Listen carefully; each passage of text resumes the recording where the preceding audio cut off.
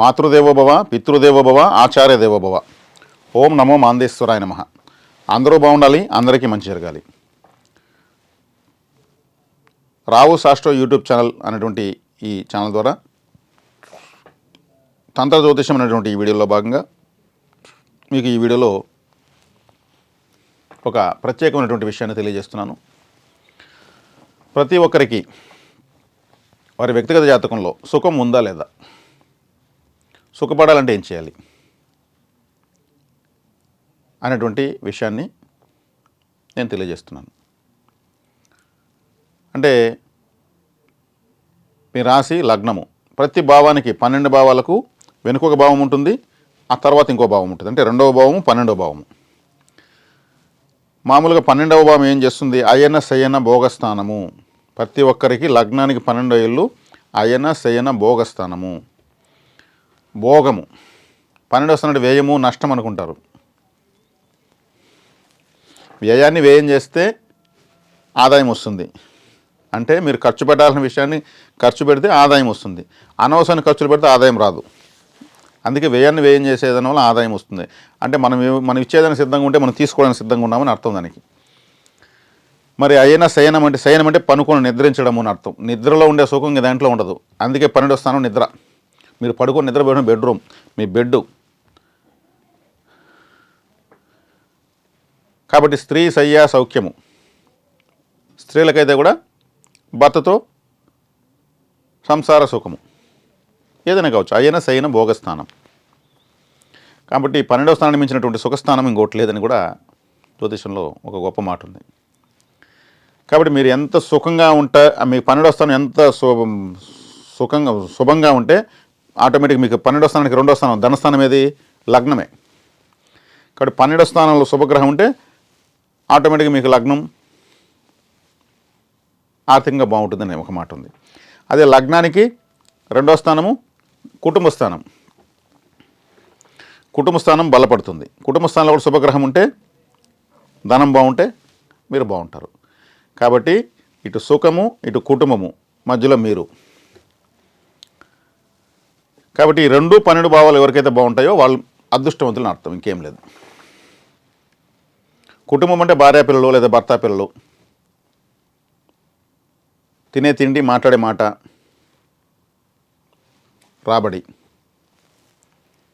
అదేవిధంగా 12వ స్థానం అంటే అయన శయన భోగస్థానం. అది 11వ స్థానానికి 2వ స్థానం. 11 అంటే లాభము. మీకు వచ్చిన లాభాన్ని ఖర్చు పెట్టేటువంటిది 12వ స్థానం అవుతుంది.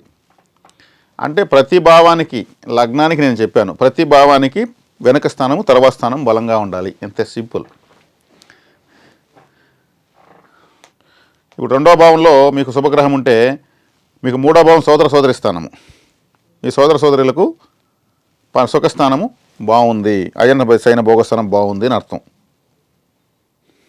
అదే 4వ భావం బాగుంటే వాళ్ళకు కుటుంబ స్థానం వాళ్ళకు కూడా బాగుంది అని అర్థం. మీకు 3వ స్థానంలో, మీకు 2వ స్థానంలో శుభగ్రహం ఉండి 4వ స్థానంలో శుభగ్రహం ఉంటే మధ్యలో 3వ స్థానం ఉంటుంది. కాబట్టి మీ సోదర సోదరులకు కుటుంబాలు బాగుంటాయి, అయిన శయన భోగస్థానం బాగుంది, సుఖ సౌఖ్యాలు ఉంటాయని అర్థం. ఇలా ప్రతి భావానికి చెప్పుకుంటూ వెళ్తే ఏ భావకారకత్వానికి ప్రాణకారకత్వానికి హాని ఉంది, ఏ భావకారకత్వానికి అప్పులు ఉంటాయి, ఏ భావకారకత్వానికి సుఖ సౌఖ్యాలు ఉంటాయని చెప్పేయచ్చు. కాబట్టి ఇది చాలా పెద్ద విశ్లేషణ అవుతుంది. కాబట్టి మీకు 12వ స్థానము, మీ లగ్నానికి 2వ స్థానము, ప్రతి భావానికి 12, 2 స్థానాలు విశ్లేషణ చేసుకోవచ్చు. దీంట్లో తెలిసిపోతుంది మొత్తం విషయం. నేను ఎగ్జాంపుల్గా తమిళనాడు సీఎం, మాజీ ముఖ్యమంత్రి వర్యులు శ్రీ జయలలిత గారు. ఆమెను జయలలిత అంటే ఎవరు తెలియదు, అమ్మ అంటే తెలుసు అంతే, ఇంకేం తెలియదు. అమ్మ అనే పేరుకి ఆమె ఒక ప్రతిరూపంగా మారిపోయింది. అక్కడ జయలలిత గారు అంటే కన్నా అమ్మ అంటే అందరికి గుర్తొస్తుంది. ఆమె చనిపోయినా కానీ అమ్మ అనే పేరుతో ఇంకా బతుకుంది, ఎప్పటికీ బతుకుంటుంది. ఆమె జాతకాన్ని క్లుప్తంగా మీకు వివరిస్తాను. ఆమెకు ఎలా రాజభోగాలు కలిగాయని మీకు వివరిస్తాను. ఆమెది మిథున లగ్నం, సింహరాశి. మిథున లగ్నానికి వ్యయస్థానం శుక్రుడు, 2వ స్థానం కర్కాటకం. సింహరాశికి 12వ స్థానం కర్కాటకం, 2వ స్థానం కన్య. ఈ ఒక్క వివరణ ఇస్తే మీ జాతకాన్ని మీరు అన్వయించుకొని మీరు అన్నీ చూసుకోవచ్చు. నా తాపత్రయం అంతా కూడా ఎక్కువ మందికి జ్యోతిష్ శాస్త్రం అర్థమైపోవాలి.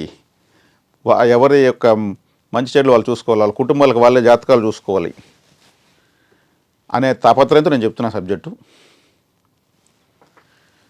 జయలలిత గారికి ఆమె ఎక్కువగా అమ్మ క్యాంటీన్స్ పెట్టింది. ఫుడ్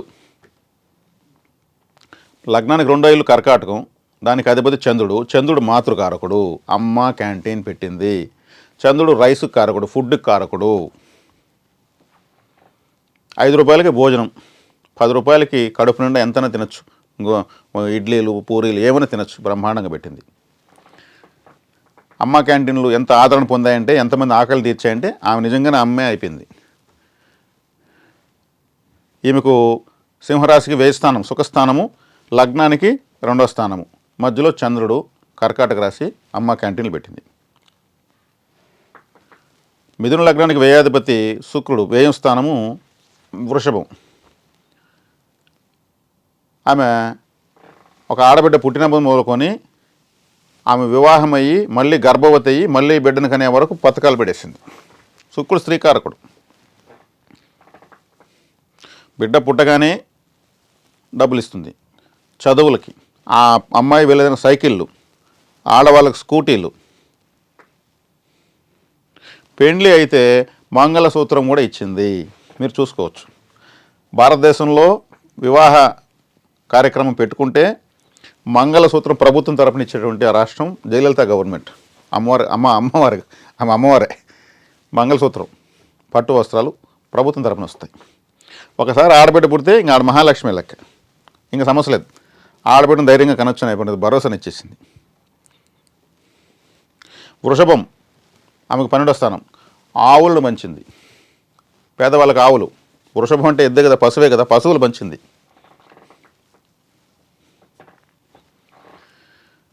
తర్వాత సింహరాశికి 2వ స్థానం కన్య. కన్య అంటే ఎవరు? ఒక అమ్మాయే కదా.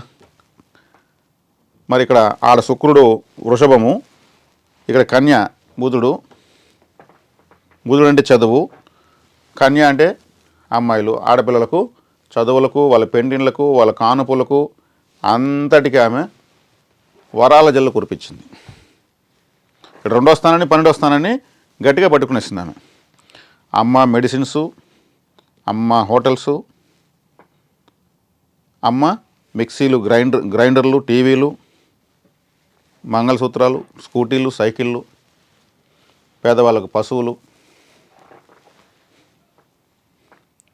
విశేషంగా ఇప్పటికీ ఆ పథకాలు మర్చిపోలేరు, ఆ ఫలితాలు మర్చిపోలేరు. ఆమె అమ్మ అనే పదానికి మరో రూపంగా మిగిలిపోయింది. ఆమె అలా చేసింది కాబట్టి అంత రాజవైభోగాన్ని చూసింది. 2వ స్థానాన్ని 12వ స్థానాన్ని బలపరిచేసింది. ఇంకా జాతకంలో ఇంక వేరే ఏం కనిపించదు మనకు. ఆమె 2వ స్థానం 12వ స్థానం ఎప్పుడు పట్టిందో ఇంటింటికి అమ్మైంది. ఆ తమిళనాడు ప్రజలందరికీ అమ్మైంది. మీకు నేను జాతకం, లగ్నం రాసి చెప్పి 2వ భావాన్ని 12వ భావాన్ని ఎలా యాక్టివేట్ చేస్తుందో చెప్తున్నాను. ఆమె మిథున లగ్నం 7వ స్థానం గురువుది. గురువు బాధకాధిపతి.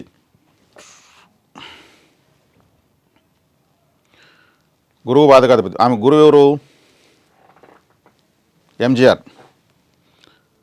ఆయనకు సన్నిహితమయ్యే కొద్దికి ఎన్నో కష్టాలు ఎదుర్కొనింది, ఎన్నో గొడవలు జరిగాయి. ఆమెను లాగుడి కింద పడేశారు. ఆమె రాజకీయ గురువు. ఆయన గురువు వల్ల బాధకాధిపతి గురువు కాబట్టి అలా జరిగింది. దానికి ఏం చేసింది ఫ్యూచర్లో ఆమె తెలుసుకొని, గురువు యొక్క వాహనం ఏనుగు.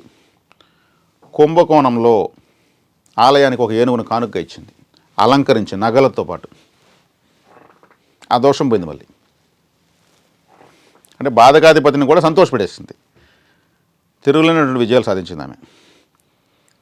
కాబట్టి ఆమెకు ఎవరు జ్యోతిష శాస్త్రం దశానిర్దేశం చేశారో కానీ అద్భుతంగా చేశారు.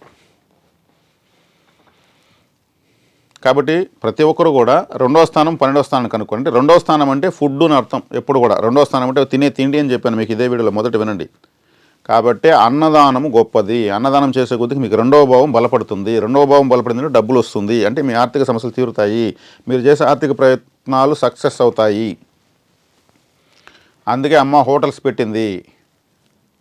అందరికీ తిండి తక్కువ రేటుకి పెట్టింది. ఆ డబ్బు తీసుకోకపోయినా ఒకటే, తీసుకున్నా ఒకటే, అంత తక్కువకి ఇచ్చింది. కాబట్టి ప్రతి భావానికి 3వ భావానికి 2వ భావం ఉంటుంది, 4వ భావానికి 2వ భావం ఉంటుంది, 12వ భావానికి 2వ భావం లగ్నం, 11వ భావానికి 2వ భావం 12. ప్రతి భావానికి 2వ భావం ఉంటుంది.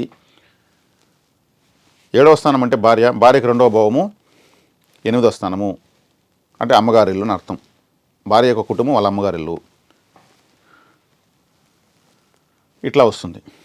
కాబట్టి జ్యోతిష్ శాస్త్రాన్ని మనము ముందుకి వెనక్కి పలు రకాలుగా విశ్లేషించి చూసే కొద్దికి అద్భుతమైన విషయాలు మన జీవితం మన అరచేతులు మనకు చూపిస్తుంది జ్యోతిష్యం.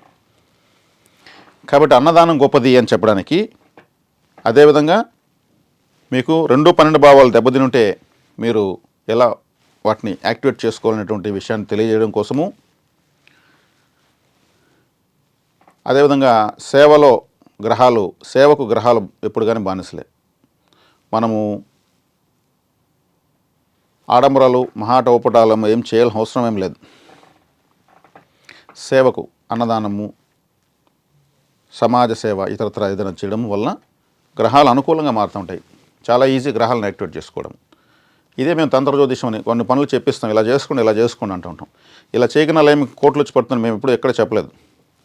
మీ సమస్యలు తీరిపోతాయని కూడా చెప్పడం లేదు. మీ సమస్యలు మీరు ఎదుర్కొని సాధించే శక్తిని సంపాదించుకునే మార్గాలను సూచించేదే మా జ్యోతిష్యం తప్పితే ఆశలకు ప్రలోభాలకు గురి చేసి ఇది చేసుకోండి మీరు అంతటోళ్ళు ఇంతటోళ్ళు అయిపోతారు కదా. ఎవరి కర్మ సిద్ధాంతం వాళ్ళది, ఎవరి చార్ట్ వాళ్ళది. కానీ దాన్ని ఎలా క్లెన్జింగ్ చేసుకోవాలి, ఎలా ఎదుర్కోవాలి, కర్మను ఎలా కంప్రెస్ చేసుకోవాలి, అలా ముందుకెళ్ళాలి అనేటువంటిది తెలియజేసేది మా తంత్ర జ్యోతిష్యము, మా యొక్క రావు శాస్త్ర యూట్యూబ్ ఛానల్ యొక్క ఉద్దేశం. కాబట్టి జయలలిత గారు తన ఆమె రాశికి లగ్నానికి 2వ భావాన్ని 12వ భావాన్ని ఎలా ఆమె యాక్టివేట్ చేసిందంటే విపరీతంగా కొన్ని వందల వేల రెట్లు యాక్టివేట్ చేసేసింది. ఆమె మరణం లేనటువంటి చరిత్రను సృష్టించుకున్నది. కాబట్టి ప్రతి ఒక్కరు కూడా మీ జాతకంలో 2వ భావాన్ని 12వ భావాన్ని బలపరిస్తే మధ్యలో మీరు బాగుంటారు, దానిలో ఎటువంటి సందేహం లేదు. కాబట్టి మీ 2వ భావంలో మంచి శుభగ్రహం ఉంటే మీ సోదర సోదరులు సుఖంగా ఉంటారు. మీ 3వ భావంలో శుభగ్రహం ఉంటే మీ తల్లిగారు బాగుంటారు. మీ 4వ భావంలో శుభగ్రహం ఉంటే మీ పిల్లలు బాగుంటారు. మీ 5వ భావంలో మీకు శుభగ్రహాలు ఉంటే మీ మేనమామ బాగుంటాడు.